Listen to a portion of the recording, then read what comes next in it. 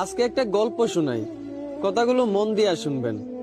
একটা মধ্যবিত্ত পরিবারের ছেলে, সে মোটামুটি সবার সাথেই খারাপ ব্যবহার করে চলতো। সে রাত 1টা 12টায় বাসায় ফিরতো। এই কারণে তার বাবা তাকে অনেক বকাঝকা করত। আর ছেলেটাও তার বাবার সাথে তর্কে জড়ায় যাইতো। ছেলেটা যখন বন্ধুদের সাথে বাইরে আড্ডা দিত, তখন তার একটা বন্ধুর সাথে সে অনেক খারাপ ব্যবহার করত। ওই বন্ধুটাকে সে পাত্তাই দিত না। এইভাবে সবার সাথেই সে খারাপ ব্যবহার করে চলতো। একদিন সে ডাক্তারের কাছে যাওয়ার পর তার ক্যান্সার রোগ ধরা পড়ে। ডাক্তার তখন তাকে বলে, আপনি আর বেশি দিন বাঁচবেন না, মাত্র কয়েকদিন বাঁচবেন। এই কথাগুলো শুনে ছেলেটা অনেক কষ্ট পাইল।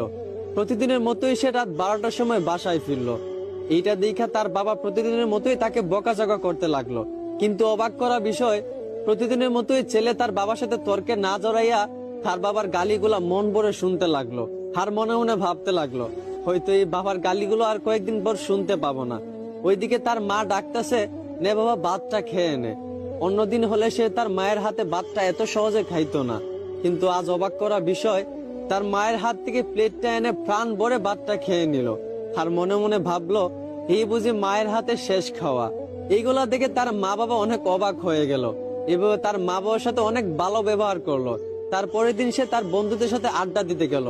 যে বন্ধুটার সাথে সে সবসময় খারাপ ব্যবহার করত, ওই বন্ধুরা তাকে আজকে একটা গালি দিছিল। কিন্তু অবাক করা বিষয়, অন্যদিন সে একটা গালির বদলে ওই বন্ধুটাকে আরো 10টা গালি দিত।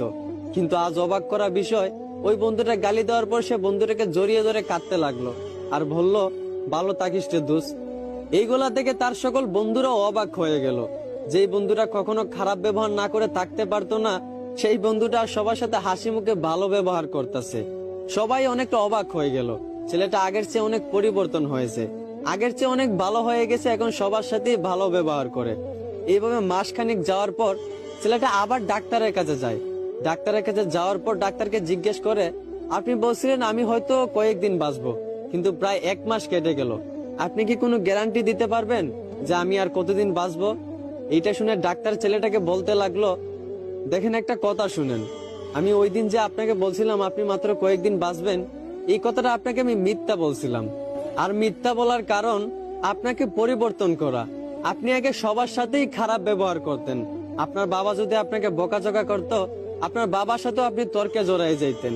কিন্তু আপনি যখন জানতে পারলেন আপনি আর মাত্র কয়েকদিন বাঁচবেন, আপনার মরণের কোনো গ্যারান্টি নাই, তখন আপনি সবার সাথে ভালো ব্যবহার করতে লাগলেন। এই বন্ধুটাকে আপনি গালি ছাড়া দিতেন না, সেই বন্ধুটাকেও আজকে আপনি ভালোবাসা দিলেন। আসলে এইখান থেকে আমরা একটাই শিক্ষা পাই, যে প্রত্যেকটা মানুষ যদি তার মরণের কথা স্মরণ করত, যে হয়তো বা আজও তো মারা যেতে পারি, কালও তো মারা যেতে পারি,